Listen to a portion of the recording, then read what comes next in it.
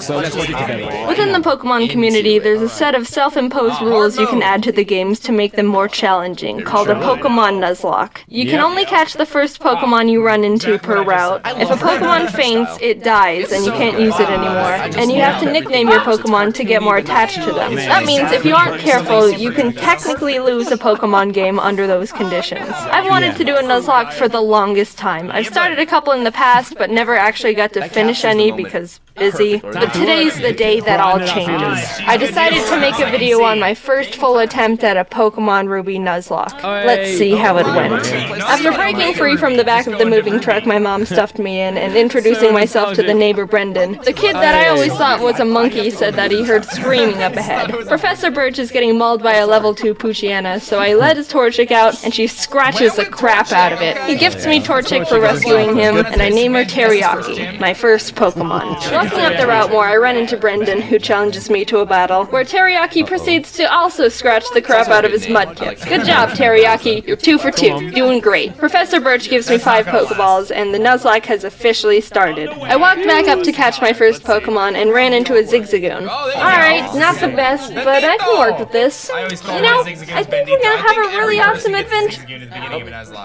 Dude! So Teriyaki one-shotted Zigzagoon with a critical hit scratch, but whatever. Contain your murder a little bit, alright, guy? Route 102 is right around the corner, and that's where I was able to catch Corn the Seedot. Look at us, couple of friends ready to take on the Hoenn region together. After watching the weird Kid Wally struggle to catch his first Pokemon, I continued on to Route 104 and found a little Talo in the grass. Aggressive and screamed and hungry? Oh yeah, I know your name. In Petalburg Forest, a Team Magma grunt jumps some random professor, so Ari and Teriyaki peck his eyes out. Oh, hello, Shroomish. I'm gonna name you Onion. I make it to Rustboro, and while getting ready to take on Roxanne's gym, Teriyaki kills another Zigzagoon I was about to catch. What's your problem with Zigzagoons, dude? But it turned out alright, because she also ended up evolving. Onion was able to destroy Roxanne with ease, and we got our first gym badge. Exiting the gym, we catch a glance that Team Magma is up to no good again. As always. Something about the scorching earth or something. And this old man exclaims that they stole his Pico. Oh, look how sad Pico is. Here's your dog. Also, you're coming with me. The mayor thanks me by turning me into his errand boy, and I arrive in Dewford to give a letter to Stephen. Hey, big up Steven. Alright, what do we got? That's actually really sick. Okay, That's pretty rare. chomps. After finding Steven, it was time to take on Brawley, the next gym leader. Ari's a stone-cold killer and easily earned MVP in that fight. Things were going well. 2 badges in, and the team is looking good. On my way to the next city, I caught a tentacle on the beach. Nice. Squidward. And after beating Team Magma and Brendan again in Slateport, it was time again to get ready for the gym battle with Watson. But as I was fighting some trainers, Chomps the Mawile got electrocuted a bit too hard and was killed. Jaden, let's battle. I want to show you how strong I am. Okay. Ari, this is an electric gym. You're not allowed to fight in here, so you can just wait outside. Brilliant. While battling the gym trainers, Onion evolved into Breloom, and together with Teriyaki, they were able to get another victory. Now we were riding high. 3 gym badges in and no main casualties. With our massive confidence, we decided to take on the Winstraight family's challenge of beating all their family members. I had Squidward out front to get him some experience, but we ran into some troubles with Grandma. Oh god, it's gonna do a high jump kick. We can take him out, but I need a clean switch first. Oh no. Oh no. Excellent idea. So I had to sacrifice Hushchild the Whismer, but honestly that was the safest move to ensure no one else died. Goodbye, Hushchild. You might be missed. While we were heading to Fall Arbor, fighting some trainers, Ari evolved. Oh, look at my big bird. Oh, look at you. We were almost to town, but we had to get through the sooty grass on 113. Oh, Spinder. Oh, jeez. Alright, Barf, get in there with the rest of them. I walked into Meteor Falls to see Team Aqua and Team Magma arguing about water and rocks. Can I go?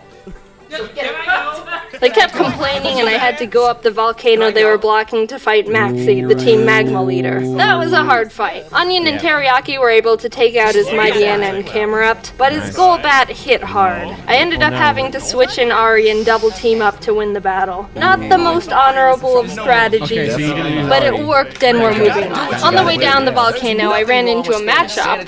Oh, hello there, Chad. What? You're a female? Did I stutter? We arrived in Love Match Town and started getting through Flannery's gym. During that time, Squidward was almost killed by a Fury swiping Kecleon.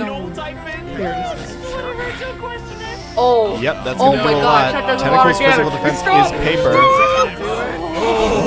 But when it came time to battle, he pulled his weight and more. Honestly, with the team, there wasn't much I could have done to Flannery's fire Pokemon, but Squidward came in clutch by learning Bubble Beam, and it was all over for her. Badge 4, under our belt. Brendan met up with us outside the gym to give us goggles so we could walk in the sandstorms. I found a claw fossil, and Anorith was born. I didn't know what to name it, so my friend named him Gary. Now it was time for the 5th gym. After some training, Chad evolved into Machoke, and the team was leveled up. I started the battle with Ari, and after realizing I was in trouble... Yeah, that's like he's gonna be a problem.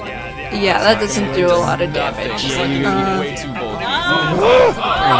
I managed to squeak by with more double teams. Ari was barely able to take out the first slacking, so when the second, stronger one came out, I knew I had to use a different strategy. I brought out Onion to leech seed it and try and get more chip damage in, which worked, but he was also killed by Slacking's facade, which I thought he could take. Chad was able to finish off the rest of the fight, but that was the first death that actually hurt. No! I'm not crying.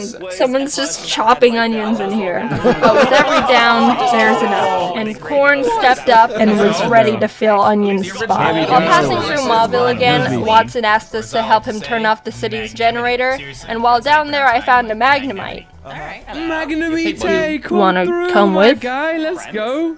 We kept on our way, catching Spurky the Electrike, and while fighting some trainers, Corn survived 2 very close calls. He took a Swords Dance boosted Fury Cutter by Ninjas, and a misclick from me, which resulted in him tanking a wing attack from a Talo.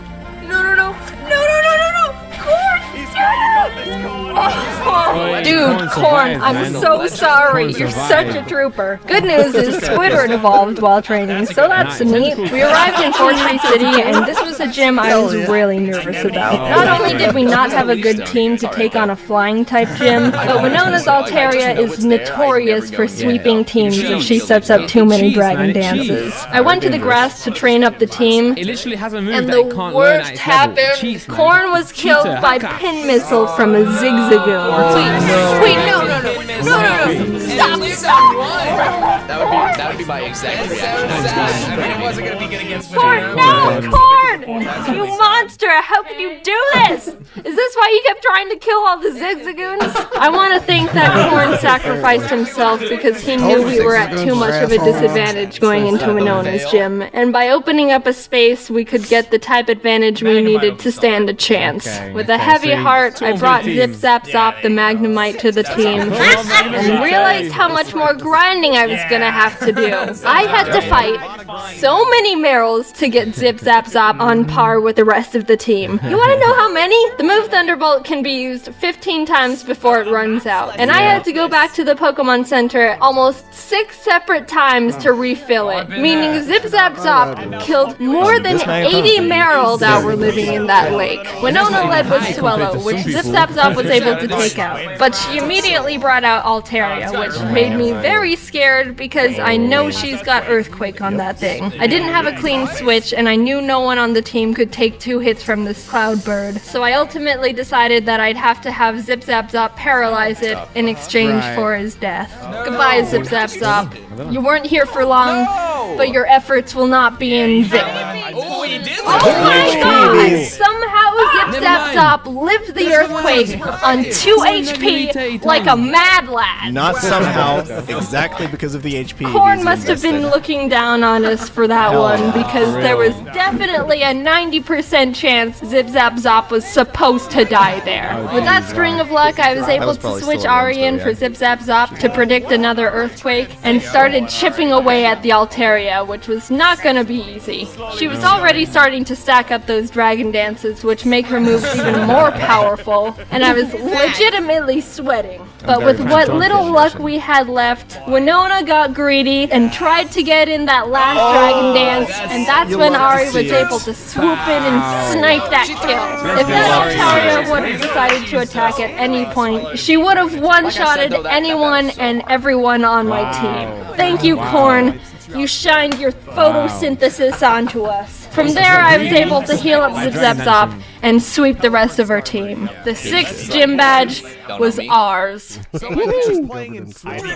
Outside the Safari Zone, I found a Duskull I was able to catch. I tried to have Gary on the team since resurrecting him from the dirt, but he honestly has like no moves that do damage, so I decided to replace him with Sin. We arrived in Lily Cove and I tried fishing on the beach for a Pokemon, but Chad punched the Whalmer I reeled up too hard and killed it. We stormed Team Magma's base, and while trying to get the Master Ball they've got on the ground, an Electrode exploded and almost killed Chad, which was uncalled for. After beating their admin, they escaped into a submarine, and I went on to fight the next gym. Tate and Liza were the first double battle gym leaders, and I didn't realize until too late that I was just a tad underleveled for them. They don't have any more than 2 Pokemon, so I think we should be okay. 42?! Uh-oh. Sin and Zip Zap Zop made a good duo, being able to confuse and paralyze them, but Solrock managed to get off a Sunny Day powered flamethrower in Zip Zap Zop's face, which totally killed him. That really sucked. He put in so much work for the team and really carried us this far. The rest of this fight's for you, Zip Zap Zop. Squidward came out, and together with Sin, were able to finish off the duo, getting us our 7th gym badge. Alright, Spurky, you're up. I think I single-handedly wiped out the entire water Pokemon population between Zip Zap Zop and Spurky. I went to Shoal Cave and caught Blubby the Spheal, and went out to take on Maxie one last time. For some reason, I didn't learn my lesson when being underleveled for Tate and Liza, because I was even more underleveled for Maxie. Mightyena. It doesn't go down!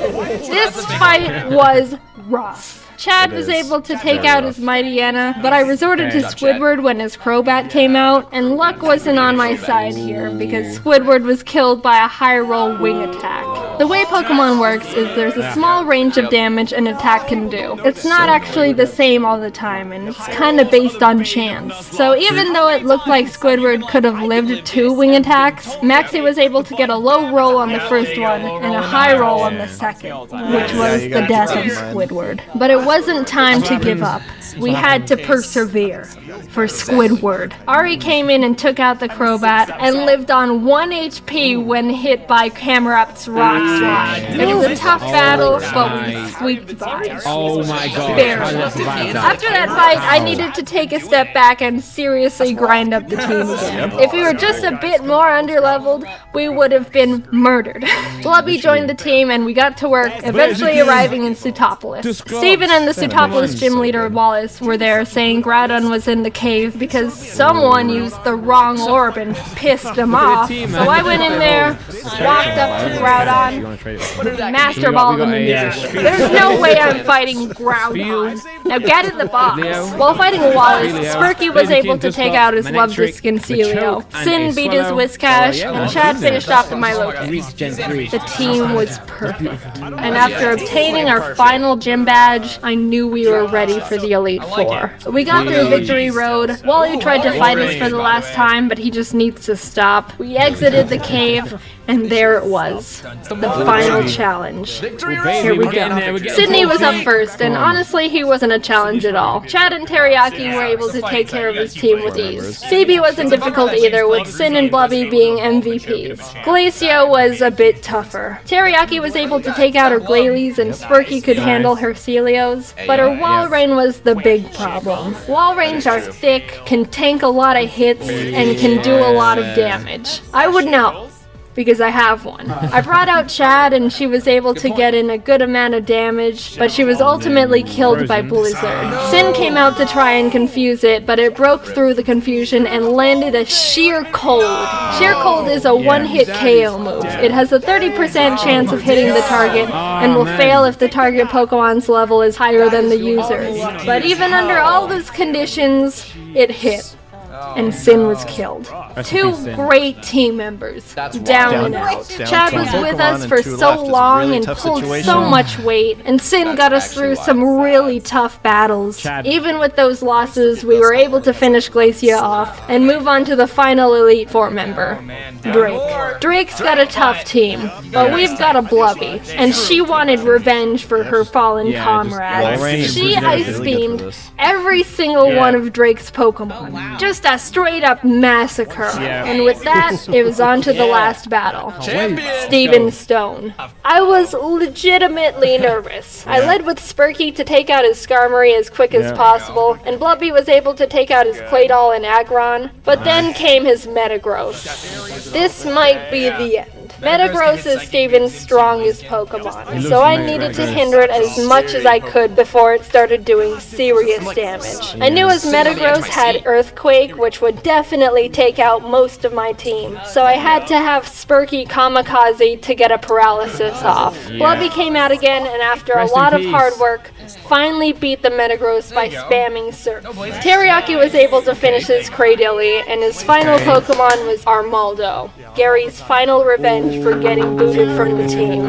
I brought out Blubby because Teriyaki was pretty weakened, and after realizing she gets two-shotted by him, I knew she was gonna have to die. So with a heavy heart, Blubby pulled off her last Surf, getting Armaldo in the red, and was killed. Teriyaki, the Pokemon who's been with us from the start, who's seen her friends die in front of her, the OG, refused to let any more murder happen. Onion, Corn, Zip Zap Zop, Squidward, Chad, Sin, Spurky, Blubby.